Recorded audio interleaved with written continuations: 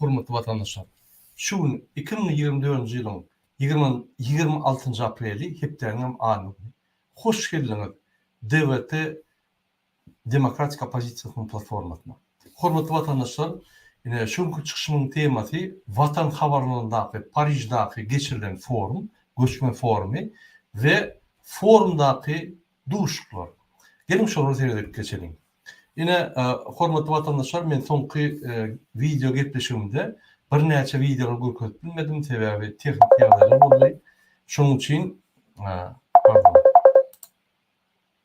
şonuň üçin ine köp videolar görkezip bilmedim. Men köpüsini görkezmedim.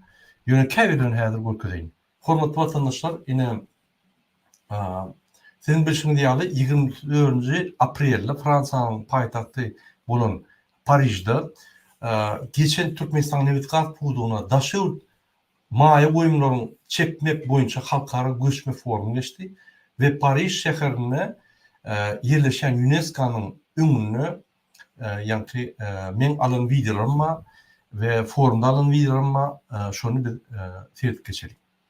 Ine birinji biz forumdaky videolary ýa-da UNESCO-daky video görmekak, men size bir näçe maglumatlar görkezeýin. Şu maglumatlarda siz Parijde, Fransaň paýtagty bolan Parij şäherine näme bolup geçenlerini öz gözüňiz bilen görürsiňiz. Ine ünsörüň hormatly vatandaşlar, bir minut.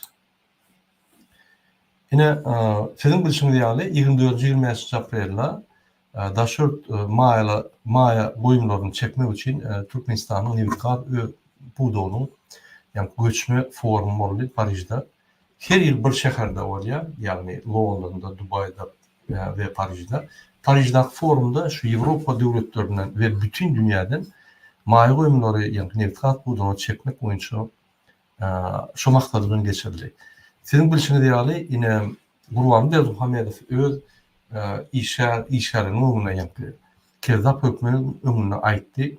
Men size ýaşdan dolar döktürün, Ýewropadan pullar gaýdym, biz gaz berip, eýder diýip, öňküýär baý ýaşap, men aýdymlar aýdyp gelen halka seretmek, halk şu öňküligine geçsin diýip, ýani şu maksady öňüne goýdy. Şoň üçin bir näçe ine hökümet işgärleri ünsörüň, şular foruma gelip özüniň dokladlaryny etdiler, raportlaryny etdiler we şu ýerde Türkmenistan demokratik döwlet hem halk üçin ine hökümet işleýär, prezident işleýär, lider işleýär. Şo ýani yalan kartinkany, ýani yalan maglumatlar görkezip bütün dünýäden maýa goýumlaryny şu puduklar çekip ýene de eksporty güýçlendirip, ýene rejimi güýçlendirip, ýani Gurbany Ulyň alyp barýan diktator strategiýasyny, diktator syýasatyny güýçlendirmek üçin şu ýere bardylar. Hormatly vatandaşlar, ine şu ýerde geçirilen forumlardan ýa-da şu ýerde bir topar firmalaryň goýan pullaryndan türkmen halkyna hiç hili ýani behbidi ýokdur.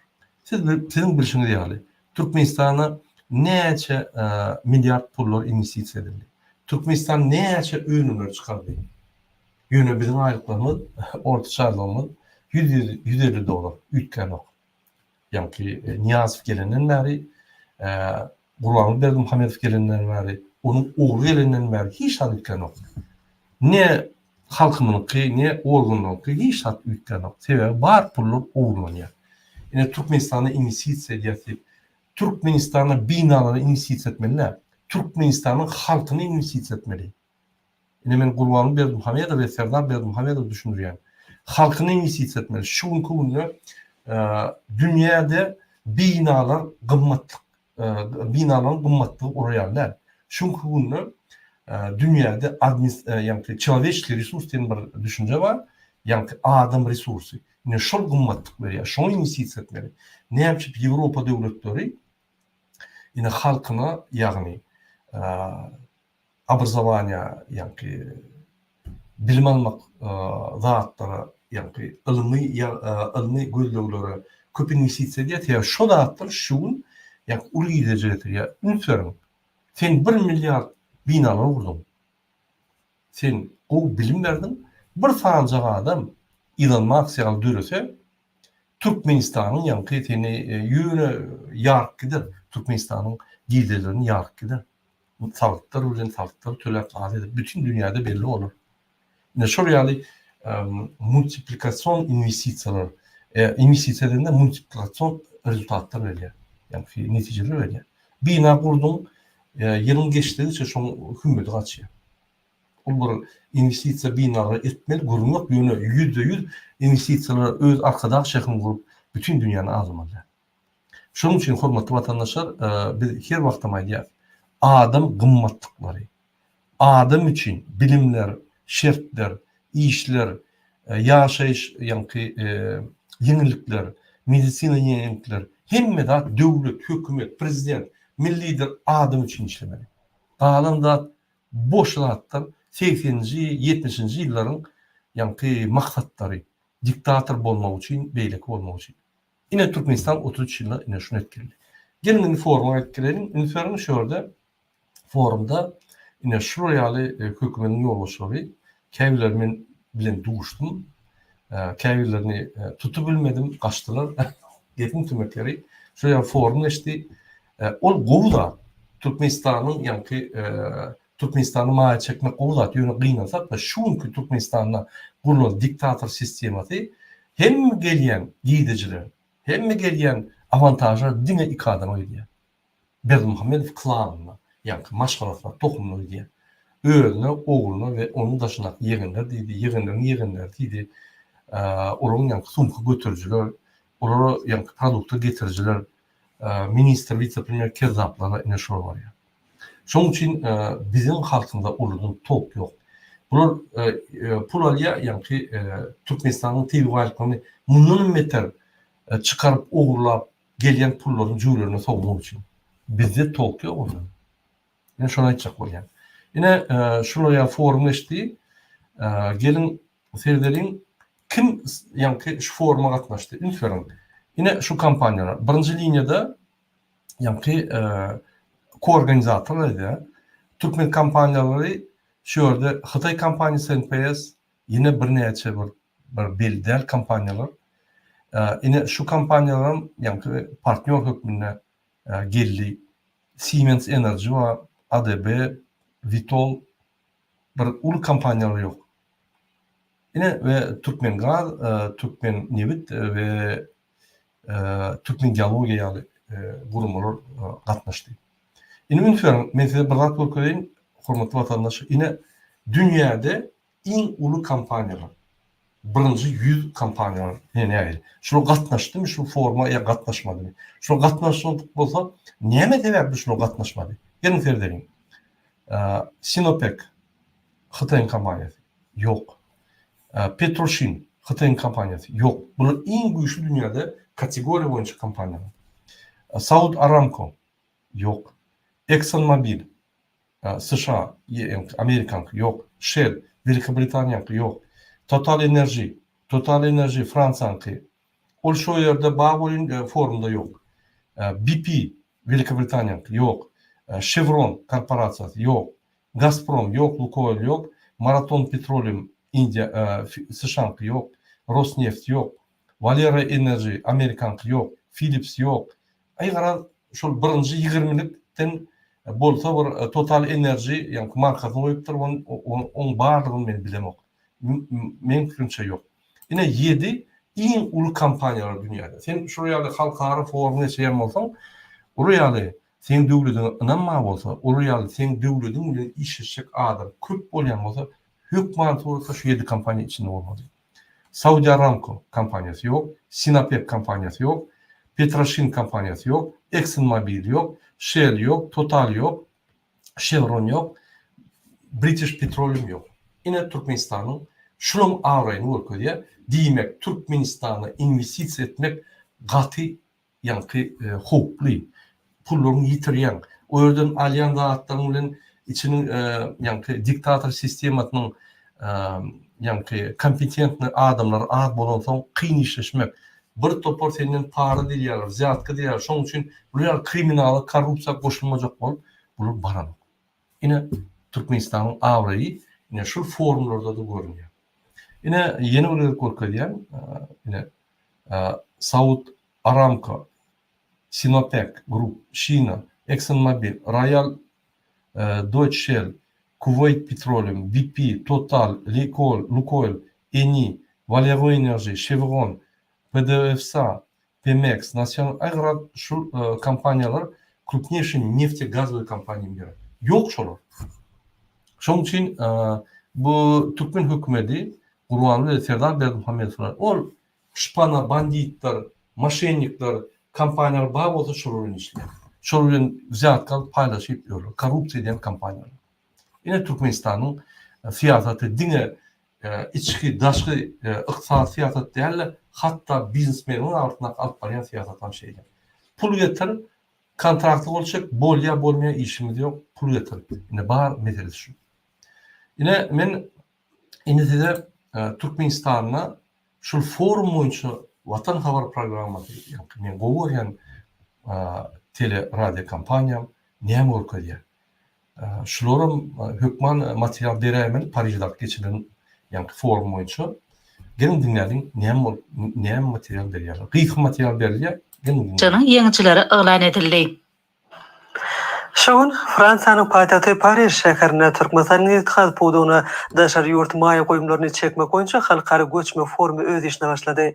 Türkmenistanyň başlanjy bilen gurulan bu forum maýa goýumlaryny çekmek we ýurdyň energiýa pudugyny ösürmek üçin ul maksatlary goýýar. Forumun açılış davrasında hormatly prezidentimiz arkadan Gahrman Serdarymyzyň oňa gatnaşyjylary everen çärenin möhüm ähmiýetini beýan edýän gutlugy ul öns bilen diňlenildi.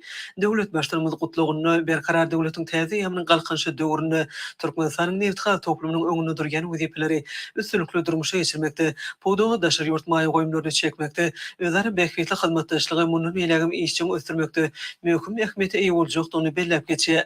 Garaşly Türkmenistan tebiýat baýlyklary boýunça işi düzümlerinin maýly institutlarynyň awrely halkara goýaga deňişli taslamalardan kuwatly serişdeleri ýani energetik hopmekde Öredýär. Türkmenistanyň hormatly prezidentiniň amala aşyran işleriniň Goýulan döwletler gatnaşyklaryň onuň bellemek bolar. oň netijelerini wagt etmäge. Ine şula 24-nde bolup geçen material sen bilşiňiz ýaly Watan habar programmasynyň diktorlary hemme zat geçýär.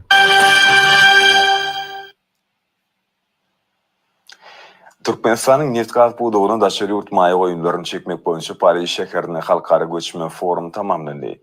Türkmenistanyň başlanjy bilen gurulan bu forum maýa goýumlaryny çekmek we ýurdyň energiýa pudugyny ösürmek üçin ägurt uly maksatlary goýýar. Forumyň jemleji günni neft-gaz taslamalaryny maliýeleşdirmek, halkara gurumlarynyň we maliýe gurumlarynyň arasynda energiýany we ýaşyl geljegi ösürmekde tutýan orny ýaly möhüm meseleler boýunça pikir alşmalar boldy. Halkara göçme forumynyň dowamyna ýurdumyzda hormatly prezidentimiň başçylygyny Yerlerim boşdur. Adam yok. Onça adam yok. Yani furor değil, anşlak değil. Yani şoň üçin yani krupny kompaniýalar gelmek. Diňe Total bilen ExxonMobil, British Petroleum gelen bolsa, şöyle yer olmalı. Yok. O ul kompaniýalar. Ünsürdäňiz Türkmenistanyň içinde ul kompaniýalar ýokdur. Näçe kyn işlemek, statistika alýar, geologik danylar alýar. Her derecede işleşen adamlara ziyaretka vermeli. Hemme zat ýa-ni bir tersine gidýär, düşürýärler, biznes etmek kyn. Hökümete ananar ýaly. Goýulmaýan alyp bolany. Ne şol Türkmenistanyň raýatynyň haklary bolýan bolsa, investorlaryň haklary bolýar, ne şoň üçin baramak. Bolmasa ananyň Türkmenistan uly ýaly bay, uly ýaly kanunlar gowy bolsa, uly ýaly kanunlar işleýän bolsa, dökülürdiler investorlar. British Petroleum, Chevron, Vitol, bir topar Amerikan, Ýewropan kompaniýalary şo ýerde hiç kime yer vermedi. Tenderleri utup alardylar. Ýok. Ýygydarly durmuşa geçirilýän energetika siýasaty milli ykdysadyýetimiziň esasy puduklarynyň biri bolan neft-gaz ýerleşen neftli geçirilmegini üçinlikka geçmek bilen gazga howpsuzlygyny öpşetmek. Men bir zada düşünem, ýa şu ýaly forum bolundy, hormatly vatandaşlar. Bir minut. Şu ýaly material berilendi. Forum bolandy. Her wagt şu forumdan adamyň sesleri, hakyky aýdýan sözleri, manysy ýa-ni perewod çykdy. vatan havaların, diktatörlerin aitmasız gün geçiyor. Bize yok o mesajlar. Şolar näme diýenden bilen yok. Mümkin ay boljak zat diýender bir ýa-ni forum gowy geçdi, ine bir kontraktlarlyk şertler gowy kendat diýip mümkin diýendirler ýa diýmeýändirler. Şolar gildimek üçin diktatör aýdyp geçýär, şonuň tamam. Haçan da şuraya forum geçirenler. Hatta diktatör Rossiyada da hemme döwletlerde şolar ýalydyr. Şolar ine forum geçdi. Plança ýa-ni milliardlyk kontraktlar çekildi. Plança milyard kontraktın üstüne işler, zati bir netice verilmedi. Berde bolsa kofi çıkarttılar.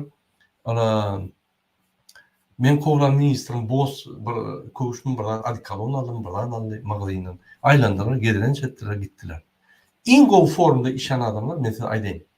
Yani şol 24-20 yaşında İngol geçiren hakiki Türkmenistan'ı yani vasf edip Türkmenistan'ı sivilizasyonu döwletlerin ardynlydygyny, badygyny görkezem, ihlasly şu forum geçiren adamlar, muzikantlar, Gostan Simfonişnik Orkestri Türkmenistanyň, şo ýerdäki ýa-ni tançylar, şo ýerde eksponatlar goýan adamlar, ýa-ni kultur programmasy goýuşdy. Söz ýok. Men içine girilmeden men gördüm, adamlarla görüşdüm. Olar ihlasly, açyk ýürekli, ýa-ni şoňa gatnaşmak üçin geldiler. Hatta biri kim bilen görüşsem hemmesi içine gel senem gel diýip ýa-ni aýtdylar.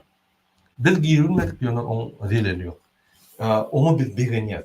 Ýöne forumda näçe şuraya forumlar boş geçirilýär. Näçe Londonda geçdi forum, hanı misitsi? Ine Paris'de geçdi forum, hanı rezultaty? Näçe şu forumlary prezident, milli lider öz hökümetini bilenok. Sebäbi men bilýän. Bular görgüller nämetsin minister, vitse-premierler. Sebäbi problema olurdu däl. Problema Gurbanly Serdar Berdimuhamedowda olar hemme konstitusiýany özüne gerek ýaly etdiler. Özüne ýa-ni behbit bolar ýaly etdiler. Hiç adam haklary ýa-ni adamlara, ýaşan Türkmenistan grajdanlaryna, investorlara we Türkmenistanyň içindäki ýa-ni biznesmenlere şol konstitusiýa we Türkmenistanyň kanunlary may beren ok, şol işler ýaly we şo ýerde pullar aýlanyp, ykdysadyýat aýlanar ýaly kanunlar ýok. Onuň iň gerçekde şu kanunlar ýa-ni bizim kanunlarymyz halkara konwensiýalara deňgen ok. Türkmenistanyň kanunlary Türkmenistanyň gol çeken konwensiýalara deňgen ok, şolary ýatyrmaly. Dogrudan diýsem, şonuň 40% kanun 40% ýa-ni maddalaryny ýatyrmaly. Ýa konwensiýa deňgen ok. Ondan naşary Gurbanly Serdar Berdimuhamedow bular ýa-ni dil görkezmegi berip şu kanunlara bozýar. O zaman o ýerde näil investisiýa gelsin, näil biznesmenler işlesin, näil daşarydyň ýa-ni dogry korrupsiýa etmeýän kampaniýalar näil işlesin. Mümkinler. Şoň üçin bular Türkmenistan kartinka edip görkezýärler. Toro ýa-ni pullar düşdi, investisiýa düşdi, derhal arkadan şäher toýýarlar da öz behbitine ýa-ni pullar toýýarlar. Ne halka, ne Türkmenistanyny östürmek, ne Türkmenistanyň bilimine hiç nada toýlanmaz. Ine özüňiz bilýän institutlarda, universitetlarda näme ýadylar bolup geçýär. Birinji prezident, bir kanun prezident, özüni taýlan prezident, ýa-ni ýeke kandidatly taýlawga geçýän prezident Niýazow ruhlama ýa-ni kitabyny ýazyp adamyň miňisini aýlady. İkinji gelen, onu öldürüp gelen Putin'in zadanyatı bilen vatanını satıp Putin'in kulu oldu. Oğlan ikisen. Bular näme diýär? Niyazovdan soň ütgeç var. Yok. Hatta Niyazow diktator diýdiler, bunun ýaly kezzapçylyk etdirmeýärdi. Özi diýerdi bolyn ýanaklara etdirmeýärdi. Bir-birinden basýardy. Bunu bolsa ýa kezzaplary tutsa şöyle pul berişlik wagt edip goýup ýene kezzaplary edip eýem wezipe ofitsialny satýar. Kabinet ministri wezipe satýar. Aparat prezident wezipe satýar. Ministerlikler wezipe satýar. Men her gerek beýan etdiňdir. Näme skemada gidýär, kim alýar, kim berýär? Hançarylar? Ýok. Şoň üçin korrupsiýa ösýär Türkmenistanda. Korrupsiýanyň fundamenti, ýa saklap duran aşakda korrupsiýany Gurbanly Serdar Berdimuhamedow. Şoň üçin ösýär. Bolmasa düýetçek bolsa Serdar Berdimuhamedow iki ýyl işleýär. Hany rezultat? Har näme etdi? Gadalançylyk, viza girmek, adamlar seyretmem, köçeli 20'den soň köçelerde gezmesinler, tutup gidýärler. 2 bolup gezmesinler, derrew ýa-da bular alyp gidýärler, ýa-da 2 bolup gezmem. O näden prezident bolýar? Halkynyň gorkýan bolsaň, halkyň üç başlata dagdap oturýan bolsaň, ýerim derler. Gitmelisin. Ine hormatly vatandaş şeýle bolýar. Inni hormatly vatandaşlar, men size şu meniň alan videom, ýa-da biziň alan videomyzy görkezýän. Şol videonyň käbirini görkezek, käbirini görkezdilemek sebebi adamlar çyn ýürekden guruldylar, çyn ýürekden aýtdylar, bir toparda atdylar. Olar görkezsen, olar adamlarda problem bar. Gelin şonu seýlerim.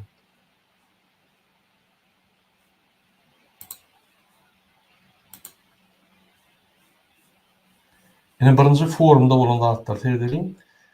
Biz videonu gowalyp bilmedik, ýöne biziň ýanymyzda jurnalistler vardı.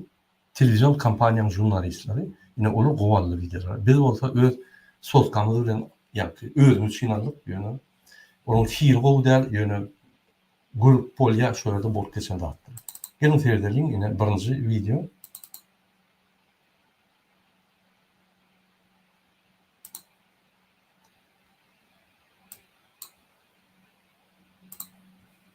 Men size gurrun verdim ýadynızda bolsa, biz bir ministerden interview aljak bolup gaçyp gitdi ýanynaky ýoldaşlar bilen. Olan minister öýlen ýalňyşmasam, ýerinden kowlap tutulmadyk. Şoň bir bölük videosy bar, men size görkezýän. Men sorum.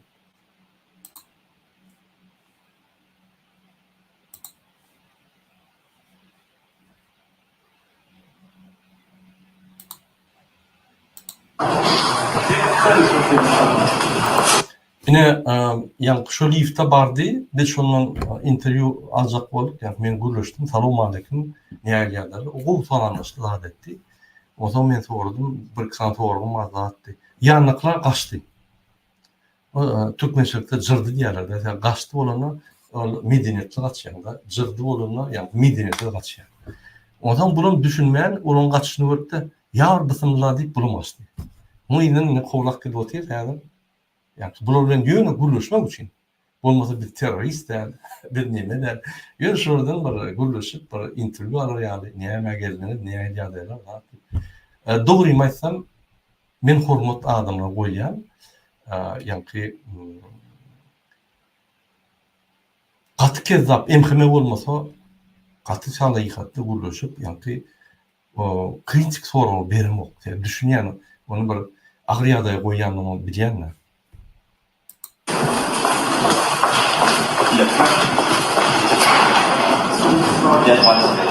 Bir de şol gaçty pavarotda biz bunu gözle yapıyoruz. Niye gaçan diye. Sonra ýaly tizlik gaçty. Ýetilmedik.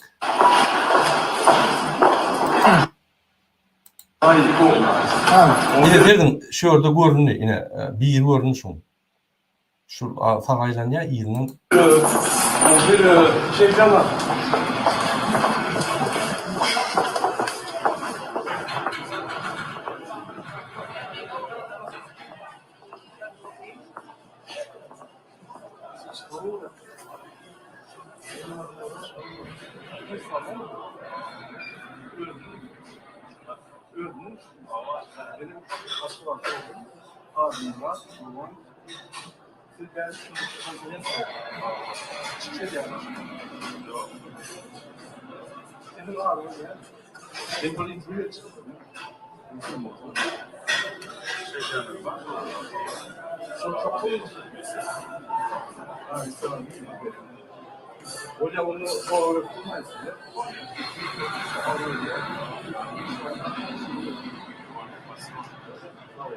Mesela şu bir departamentin başçısı, Türkmen Geologiya Ministrliği bilemek. Tarihatlı uğraştık. Şu vice-premier bolmasa, hatta Serdar Berdimuhamed bolmasa, biz tarihatlı uğraşıyorduk. Sebebi, bizim terbiyemiz var, medeniyetimiz yerlikli. Biz artık uğraşıyorduk. Ne misal için men minister, Türkmenistan'ın. Men diktatörün aşağını işleyen. Men diktatörün prezentasiya edemek, men döwleti prezentasiya edýär. Burwanov gelsin, Beýlek gelsin, Apasanyer gelsin. Näme opozisiýa gelip soraw berip bilen berip bilýär. Ne problemi? Fransada istenik ministrin yanına istenik opozisiýa gelip soraw berip bilýär. Jogap berýär. Ine soraw berildi, jogap berdi. Aýtdy men ýa wezipem oraya geldi. Ine o ýerde ministr var, şoladan var. Ýa interview alsam gowulurdy zat diýip bolýar, sağ bol, taňa ýakasyn üstünlük diýip ine guruluşdy. Şular adam kanun boldumy? Ýok. Şular adam Gurbanowyny satdymy? Elbetde ýok. Ýöne hatta şundan gorkýarlar da Gurbanowy Serdar Berdimuhamedov. Hatta şundan gorkýar. Men şonu düşünemok. Nämedin gorkarýary? Näme biz öldürip barýarmy? Ýa biz muny maskara edýärmi? Ýok. Halygatly ulaşdy. Ine şu ýaly bolmaly, gaýtyp şu ýaly näçe bolsa Gurbanowy Serdaryň ýa-ki gowy menejerdigini görkezýär. Ýa şular ýa-ki düşünjeli, halygatly guruluş bilýänni, interwýudan prozraçny ýa-ki açyklardan gorkan okdugyny, onu erteki gün bizde diktator döwlet diýsek hiç kim inanmaz. Hana ministrler guruluş bolsun, hana hemme normal diýseler, diýip bilerler.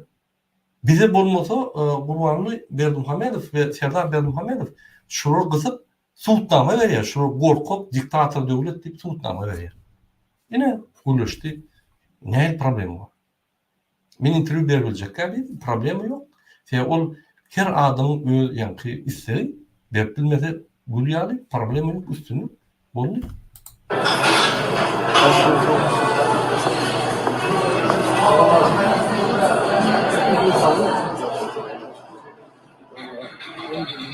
Buna kaçtı. Yok deyip kaçtı ya. Buluştum ben. İntergazı koyam. Bunu telefonu ulaşın mı?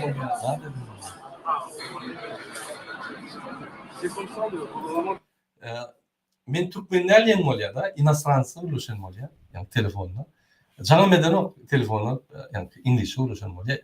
Näme bular tanýar? Yani şu ýerde medalçy var. Ine men size görkezeyim. Bir minut. Pardon.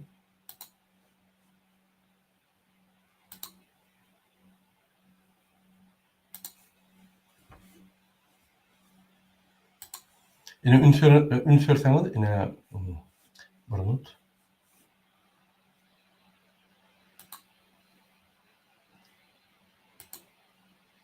Ine ünsörseňiz serden hormatly vatandaşlar, ine şu ýerde medallar barlar.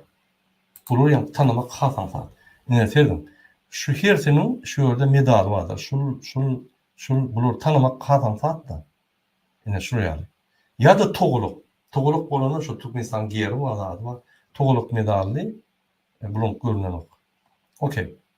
Toguluk medalli görünen ok. Bir minut. Şoň üçin bular tanap gatan fat tanap bolýar. Yani mesela şu videodan devam edelim. Men komentar vermesem siz düşünürsünüz video.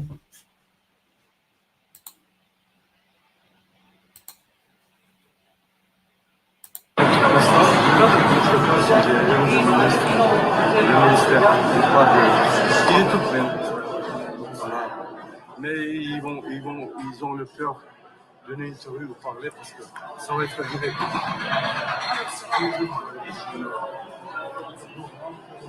Jurnalistler bana soru veriyor. Şokta da var. Yani birinci videodan görüp başlarına bir ılat durduk. Ondan ön jurnalistler aldı. Men gülüşýän soru verdim. On kaç gidendi. O şokta näme kaçýar diye. Näme sen onu öldürecek? Ama yok. Bu interviewdan çağırdı. Men düşündürýän jurnalistlere.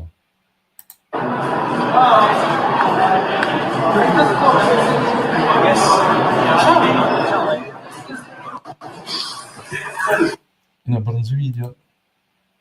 Pardon.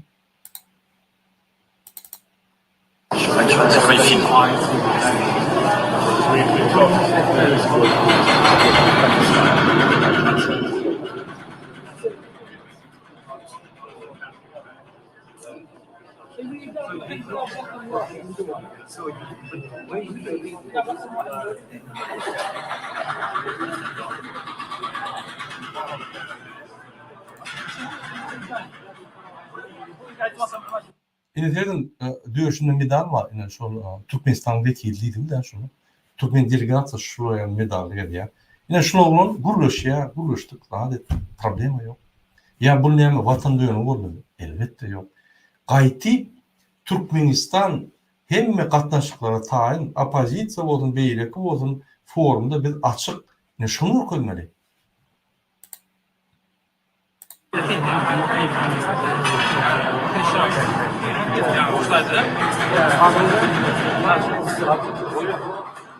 Adın näme diýsen adyna ýa. Problemi yok. Soralyk jogap berdi. Bizim düşünýäs onu ýa-ni evet soraly bermek ertesi gün şunu tutup alyp gider ýaly. Normal soraly berýär.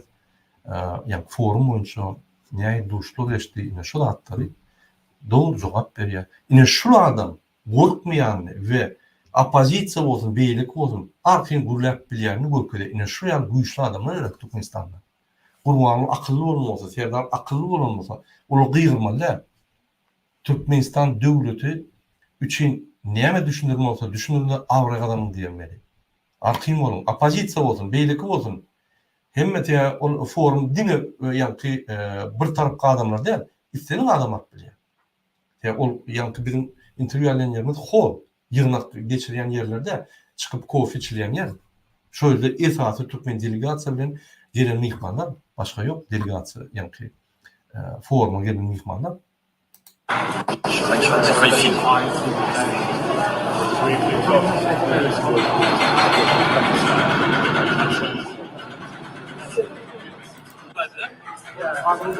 Inneki video seyredelim.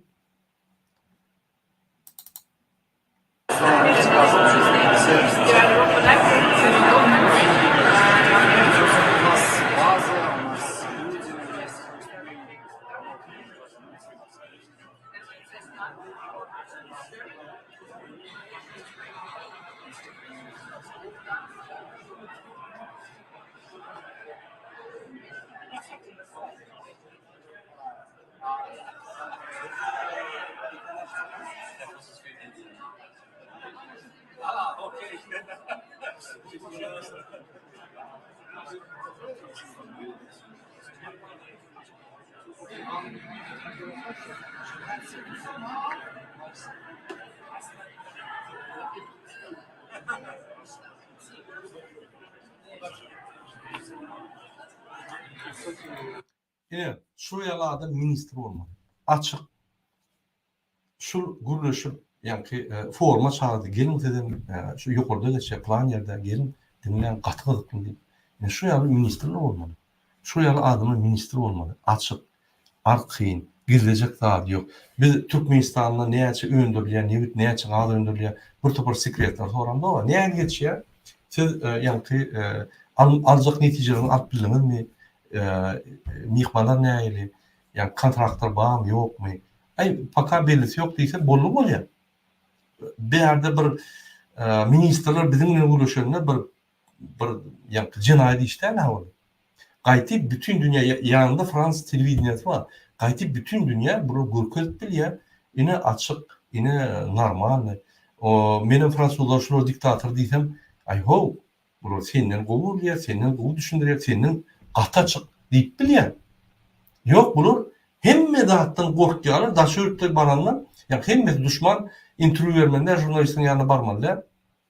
Jurnalistler bolsa gaçyň ýygynyň kowlap ýetmesinler.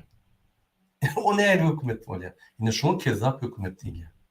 Ine normal o bir firmada işleyen oglan ýa-ni Türkmenistanyň ýa-ni neft gaz bölümleri bilen işleşen bir firma aýtdy. Men Türkmenistanda ýaşaýan plan firmada işleyen hemme zat gülýär, böyle işlemede diýär bolşýaly işleşär Türkmenistan bilen.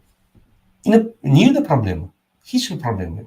Näme şol oglan watan tatdymy? Ýok. Şu ýaly hünärmendi gaýtyp hökümet iş alyp şun yüzünü, ýa-ni asyrlygyny, şun açyklygyny ulanyp awrak adamlar dünýäde.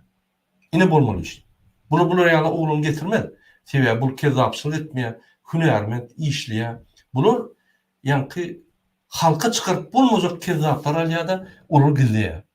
Olar gaçypýar, jurnalistlerden bizden gaçypýar. Ara hökümet.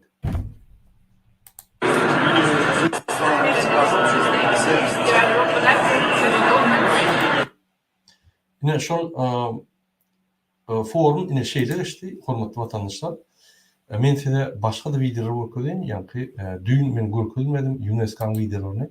Ulan size görkezeyim. Bir minut.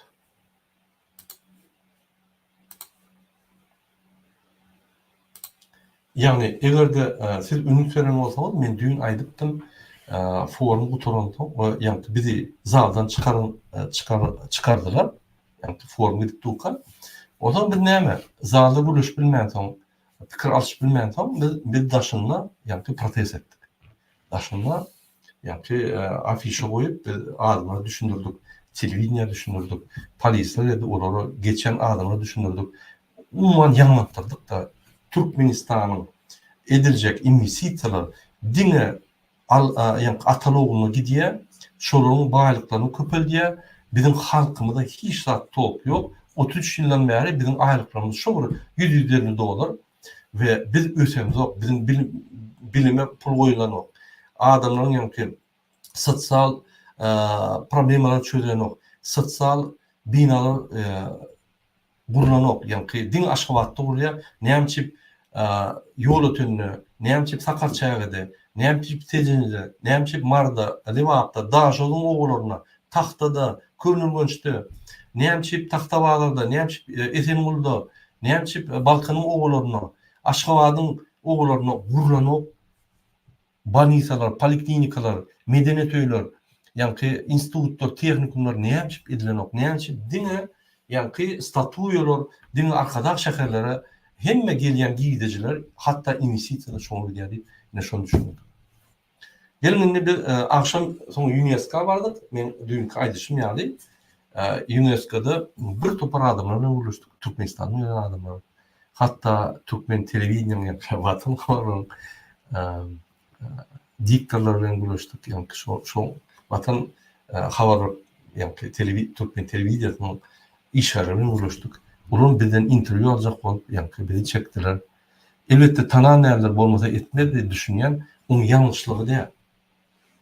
Hatta eğer de şu yerde bizden interview alan olsalar, ona vatan programına görkezler mi olsalar, bizim bir topar hatlarını, bizim bir topar diktatör diyen sözlerini yaptı. Hem opozisiya, pravozащита opozisiya diyen hatları boş oluyor.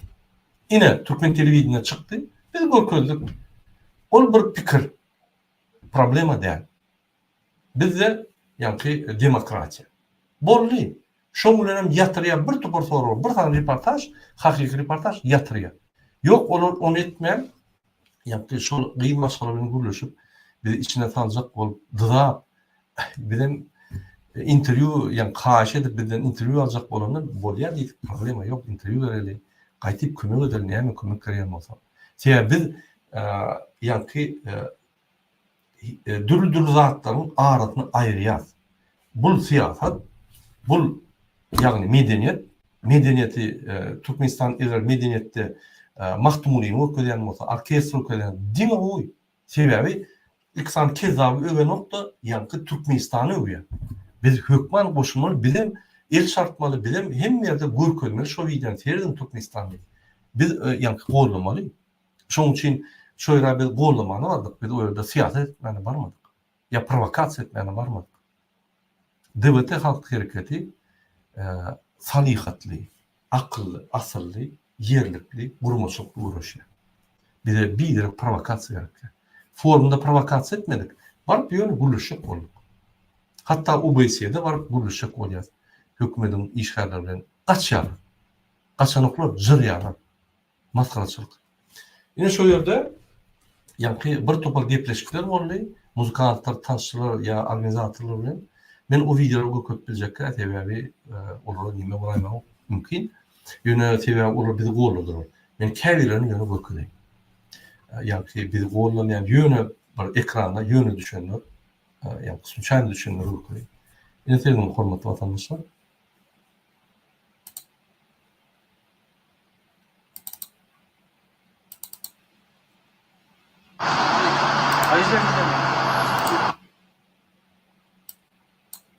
Hemmetin gorkabilecek yani kavilan gorkayı ne derdim? Esas biz almadık, esas operatörler aldı. Yani biz elimizde yani soğutka bilen aldık. Bu näçe videolar. Şu UNESCO yani ki UNESCO gelip konserte gelen adamın giyilgen yeri. Central kapı derler giyilgen yeri. Ve Central kapının yanına varana geçen Türkmen bizi içine salacak oldu. O yerde yankılar enmeş ılgak çıkıp olur akırıp yok tas ölünün gidipti.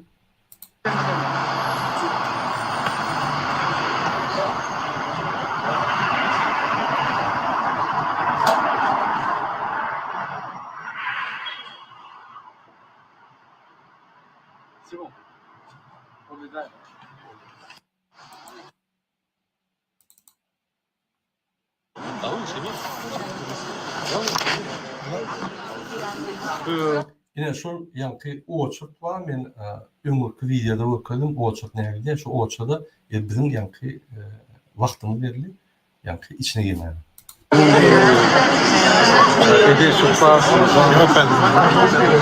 Şöyle Tacikistan'ın ve Tacikistan'ın yani Tacik yönü Fransa'da yaşap gören doğulan adamlar Amr Tacik yani şunun UNESCO bir komisyon yani komisyada urun işleyen şunun durdu şöyle de guruluştuk adettik. Bizim Türkmenliğimizde gen gördüm yani aytdım eğer de şansım olmasa koyuyorlar bolsa koyuyorlar diyeceğim. O neydi şans sen Türkmen payiyatı çıkışı diye bu UNESCO yani kanunu verdi işleyen senin Türkmenistanlı o ne sen koyuyorlar deyip gen gördüler. Ondan sonra bizi şöyle baranladılar. Bize yani ayttılar. Organizatörler yani Türkmen tarafı siz giyinirler deyip ayttılar deyip yani bizim bolya deyip kırıldı durduk. Yankılar, kaharlar deyip o ne belli bolya deyip gidip men her başını görünüp ılgak gittiler içine. Karışım şurada deyip. Biz karıştık. Ondan bir saat karışan tam kayıtmalı. Bir saat karıştık kayıtmalı oldu. Haber olmadı. Ay bolya bolon değerler deyip yani nimettik ne şöyle. Ne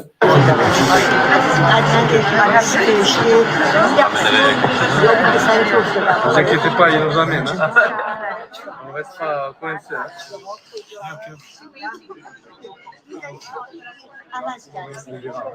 Si ils vont nous autoriser, je crois pas. Non, Ah, mais l'UNESCO. Je pense qu'ils vont pas nous autoriser. Quand même, c'est votre soirée, quand même. On va pas... Non, on a fait l'extrêmement comme les autres. Vous avez enregistré ça? Je sais pas. Vous présentez ça?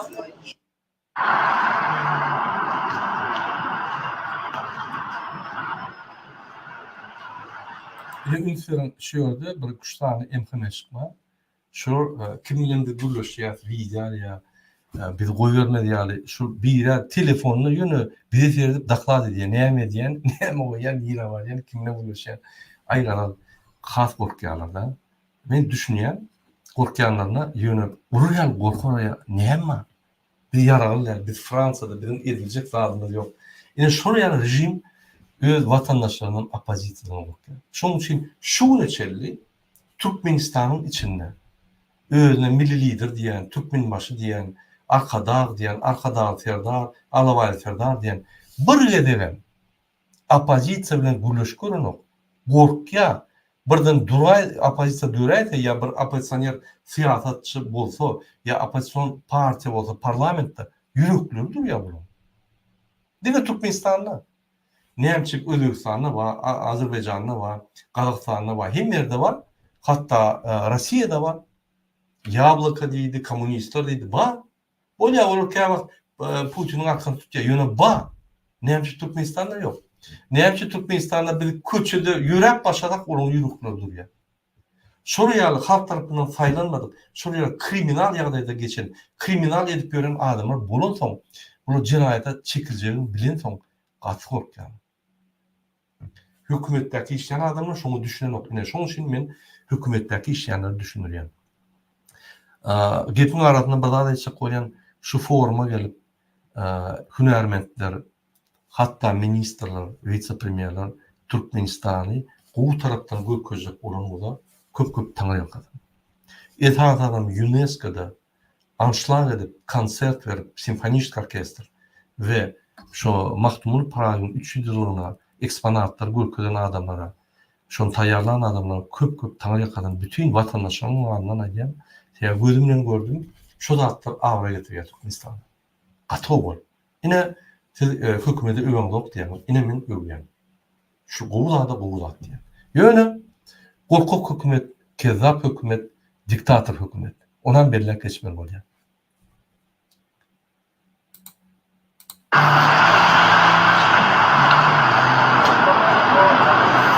Dedim, şu adam telefonunu da her var. Biz neye medyat, bizi seyredip telefonunu dur, yani daklat edip dur. Bu taraftan bir adam beyleki ağızdan, biz giyecek olan ağzımızdan, yani UNESCO'nun ağzından başka adam. Şunun başında yeni herhalde 4-5 tane imkime gelip dururlar. Usileyin edip.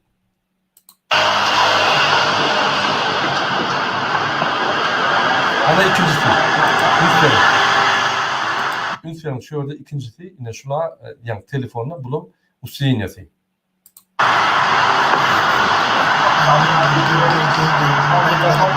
Security var, bulması yanına var soruları da bunu. Yine MHM vatandaşlarının adalet devleti gizlenyendir. Türkmenistan'da bunu geroydur. Yani Avrupa devletlerinde bunu geroy değil. Bunu kaçyalan desene. Biri olsa kaçya.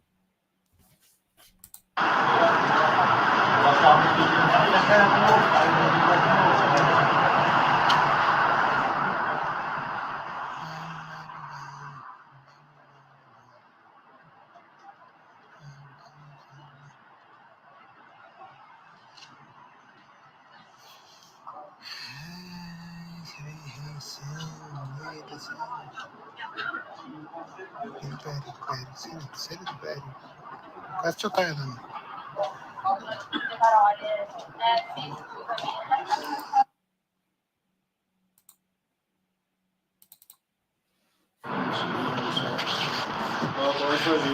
Şu telefonla olan anlaşılıyor. Şu bir fiyat diyor ya daklar etti. Yani işlesi, yani medya. Kapok yalı bir giremez.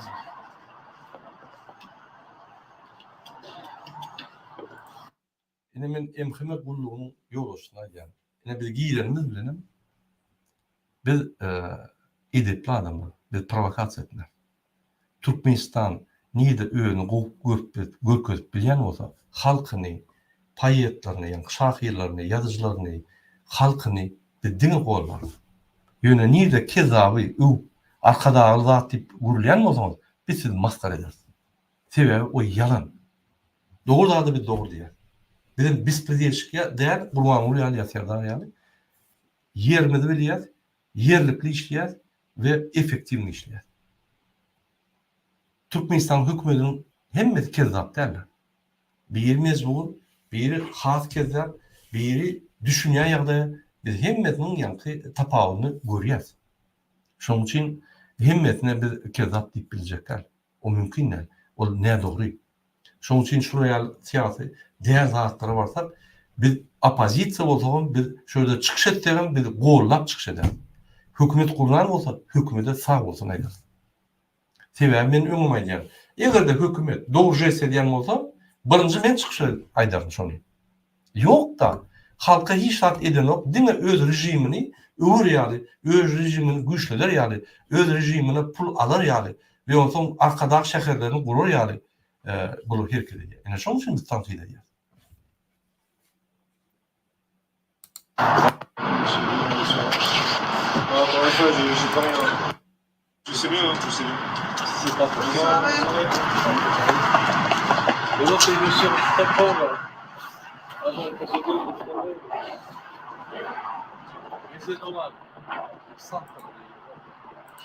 Unutuyorum. Şu telefonla yani yanına adamları şuraya şu esas emrinleşik yani atıyorsunuz. Şu kapağı atıyorsunuz.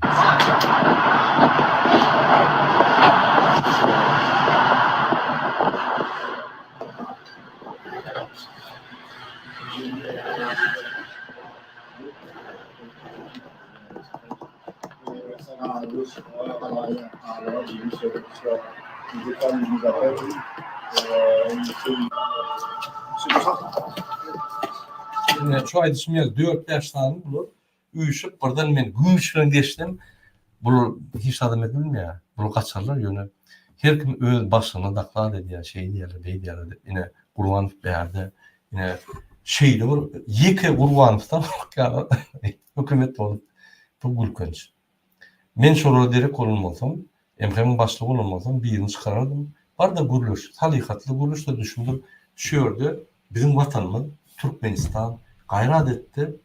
Yani sen şöyle hoş geldin diyen gayret etti şöyle gelme. Bu Amerikan geçiriliydi. Men ananım düşmanın deyte de bol gurun yok deyip diyen. Yani şu yani şu guruna anladın dursun. Bunu korkup bir topur kriminal da dedi. Men düşünemem şunu.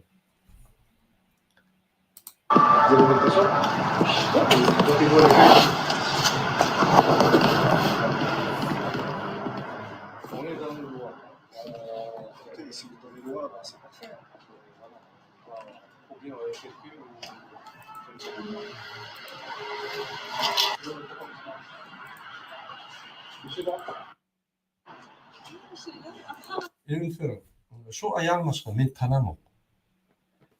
Bu bir случайно. Şu ayarlaşma adı Şirin. Men salamlaştım, salam. Sen näme daşada dursunuz deydi. Benim ay goýarnok, onu el goýarnok. Ýör dip elimden çek içine tanjak boldy. Aňardaky ýa telefondur, kapyny açyp bir gyýra çykyp bilenok. Gyýra ýa aramyzda security bar. Ýa kapyny açyp gyýra Şirin gel bäri. Gel gürleme gel. Ay tas ýüregi ýalypdy. O gyzym düşünenem. Men tanamam o ýönem. Ine normal adam. Geldi, Türkmenini gördü. Apazitsi bolsun, beylik bolsun, onu tapağı deme. Ol medeniyet taýdan bir konferensiýa, bir duşa çağırýar. Gaýtyp apozisiýa bolsa şu zatlar görse mümkin kirli saýlanar. Şu zatlar pikir edip, ine şola ýalmaşgala men tanan däldir, bolmasa mümkin ýa-ni içine salmazlar, içine saldyrjam bolmazdy. Gurulşyp o näýli yani koordinatlarımız verin, kartanız olsa verin, hükman adresini verin, siz Fransa'da olsanız yine katnaşallar deyip açık göğününü ayarmaşalar. Beyleki devletlerin grajdanı yalı bu yine var bizde de korkmayan açık göğünü. Şu bizimle katnaşanın önem Kurbanlığa karşı yani hareket eden o. Kurbanlığa karşı yani Türkmenistan'a karşı hareket eden o. Vatan düğünü de normal bütün dünyada, sivilize dünyanın adam yani. İnanın, men Türkmenistan'ın içinde bir topar adamların canlaşıyan, video, günün akşamları gürleşiyen, daşınla, duşyan zat ediyen, men görüşülecekler maşalanma diye problemi yok. Sen hükman görüşmeli diyenler yok. Yönü pikir alışıyan, yani pikirlerini dinleyen, biz doğru ediyetin deyip soruyan, gerek mi bizim görüşümü deyip soruyan, öz pikirlerine gel, kâ vakt bizi gorlanmak, kâ vakt bizi gorlayan, yine şuna demokrati diye. Biz gürleşer, problemi yok. Ne yapacak şu? Ayağın maşkala bizimle gürleşti, cinayeti işetti oluyor. Men apozisyoner olayım, men başka biri olayım, tapağı ne mi? Men cinayetçi değil. Men bir partiyanın yol oluştu. Ne yapacak gürleşmedim? Ne yapacak sebeple korksun. Korksa gaytip Türkmenistan'da diktatör rejimin yankı katı ağır yağdayını orka diyordu. Bu gaytip diktatörlük yok Türkmenistan'da deyip artık gürleşiyor. Öyle mi? Yine MKM agentlerine ben misal okuyayım. Şuraya siz yiti işlemeli. Siz yönü bizimle salamlaşan adam yığınak kısınız, siz özünüze düşman alın yani. Onun bir, siz Kurbanlı'nın siyadara medveji usluğu diyemez. Demek ne mi? Şunu beter yönetir yani. Halka, dünya. Şunun için katı it işlemeli, katı akıl işlemeli, toç içine. Siz onu uğrayın. Şuraya almaşkala men sağ olsun ayyan şuraya katı açık görünlü, açık nime yürekli, akın gürleşti. Mümkün men tanıyanlarla onu zeleriyor. Men yine öğrendim tanıştırayan men Türkmenistan'ın halk hareketi yani Demokratiya Vatan Türkmenistan devleti halk hareketinin yol açtı. Bir de öğren köp yani aktivistlerimiz var, ağlarlarımız var. Aktivist deyip aktif olanlara aktivist diye yönü ağlar olup yani aktif değerlere ağlar diye. Bize köp adam golüyor Türkmenistan'ın içinde taşında. Biz adam kımmatlıkları için görüşüyoruz. Biz Türkmenistan'da konstitusiyadak belirlenen yani bizim şartlarımız yani hürmet koyulup bolsun diye görüşüyoruz. Biz bir adamın bütün Türkmenistan'ı eylep arkada klişkasını öğünü alıp millidir deyip öğünü bunu hiç kim saylamandan öğünü lakam koyup bütün dünyanı alıp halkına genosit eden adama karşı. Bizim de iki adama karşı. Serdar ve Gurbanlı Berdimuhammed ve onun anladığı yeğeni peveni Şamlı Pamela. Kalan hükümeti işen adamı biz karşı değil. Onun mecbur yadayını düşünüyoruz. Şunun için ben her vaktim diyen vatandaşlar gelin birleşelim. Bir revolüsiya edip kan döküştüğünü gelen yok. Bir grajdan uğraşına eltiştiğini gelen yok. Gelin birleşip çay içip şunu yıkalım. Çaylap, suğlap, 3 günden bayram edelim. Yine Kurbanlık bayramı yetik geliyor. Gelin şunu edelim. Yine biz şuraya çağırıyoruz. Biz ekstremist değil. Kurbanlık yani faşist, öyle halkına faşist değil. Biz normal adam. Medeni tağdan, inat amadan terbiye alan adamlar. Ahlak tağdan, durmuklu adamlar. Şunu bu ayda kaldırıp, ertesi bu ayda kaldırıp, yani provokasyon edip, ılgap, bir yerini satıp, internette, yani bir yerini zapistan vurka diyen adamlar değil. Biz borçunu vurka diyen. Bunun zadı. Hem de adı vurka sebebi bir topar adamlara elbette bulma mümkün. Yine şuna yanlış kalan, Akin Gülüş'e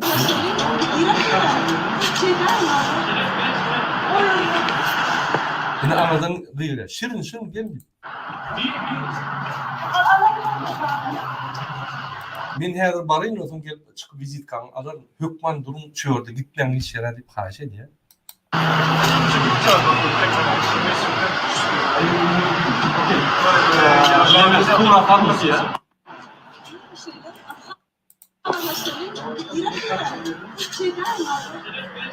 İşte girecek böyle biri. Şöyle emsene onları katıp gidiyor. Yine şuraya ali ayal maşgala, ınsaflı, terbiyeli, bağlı. Biz bileniyiz. Yine şuraya ali ınsaflı, ayal maşgala bulunsun. Türkmenistan'ın milletin hümmeti var. Şuraya arası adamlar bulunsun. Yine şu adamlar girecek Türkmenistan'ı, her Türkmenistan'ı götürüp geliyor. Şuraya bağlı, şuraya lazım bulunsun, Türkmen olup yaşasın geliyor, Türkmen bulunsun geliyor.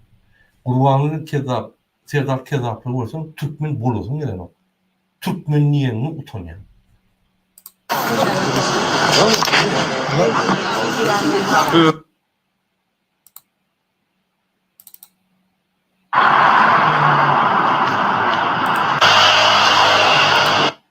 Hürmetli vatandaşlar umumi evlerde cemlesek,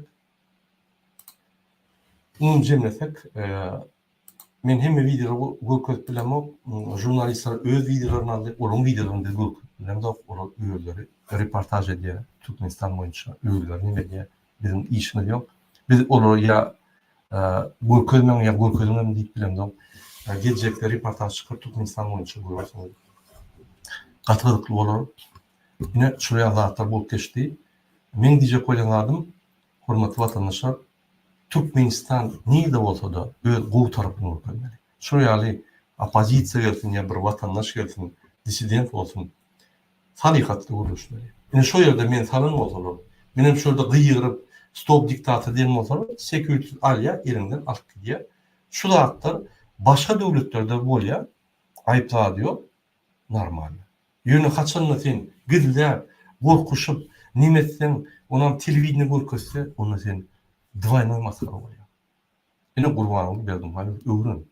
Ne Avrupa'da konferansiyalar forumlar geçirmeli. Serdar Berdimuhammedov kalkından öğrenin. Ay öğrenmen kalkandan. Avrupa'dan öğrenin.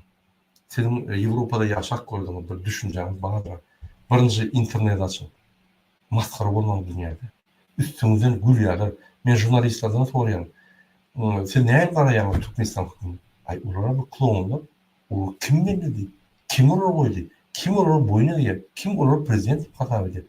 Biz katıgen hayran galýar. Diňe bizde jurnalistlar arasynda gürleşýär. Eta katastrofa diýerler. Men diýemem onu.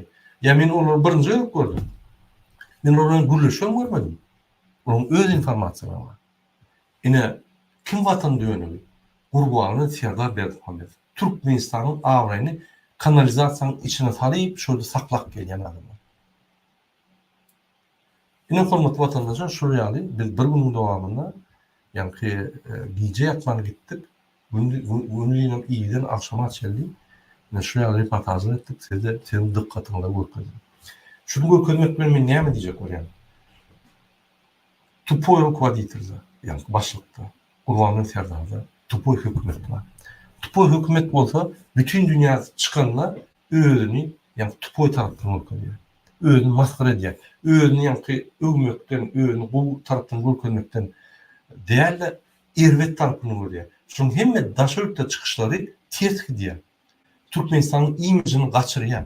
Bu şol çıkmadyk bolsa, onda bir belidel imij bolardy da, ýani belidel bir pikir bolardy Türkmenistanyň hökümeti boýunça. Häzirki gündə Türkmenistanyň halkyny bütün dünýä söýýär. Ýöne Türkmenistan hökümetinden şokda bütün dünýä. Men şonu ýetirjek bolan size, men bir topar halkary gurumlaryndan gatnaşan seýleýän ýagdaýlar şuna ýaly gynalsakda. Şu elek men şunu maskara etmeýän, gurleşeýin, bir reportaj edeýin, ine opozisiýanyň gurleşip bilýär, opozisiýanyň nimet bilýär diýip bardym. Bizi sarmadylar, daşyna protest etdi. Görkezdim. Eger içinde bolmasa, onda gurleşip ýa-ni düşündirirdim. Habaryňyz barmy, siz şu alýan pullaryny size gitmez, bu doktory gitmez. 3'ten 1 bölegi ise 2'den yani 3'ten 2 bölegi Gurbanlyň arkadagyna gider. Arkadaş şäherine gider. Onu siz çözbilen yok. Siz ona hiç takyp bilen yok. Siz onu yüzüne serpbilen yok. Ine şu da hatta men şunu diýmesem, başga diýjek bolmasam, men şu ýere bardym. Hormatly watandaşlar, ine şu men efir mutaýan, sizin hemmäňize birinji bilen jan sağlyk arzu edýän. Biz Türkmenistan hökmany östürür. Biz Türkmenistan hökmany suratda adatlygy çykaryr. Türkmenistan adat bolmaly. Türkmenistan her wagt adat bolmaly. Türkmenistan diňi öňretmeli. Türkmenistan adatlyk, Türkmenistan adatlyk, Türkmenistan halkyna adatlyk. Sag bolun.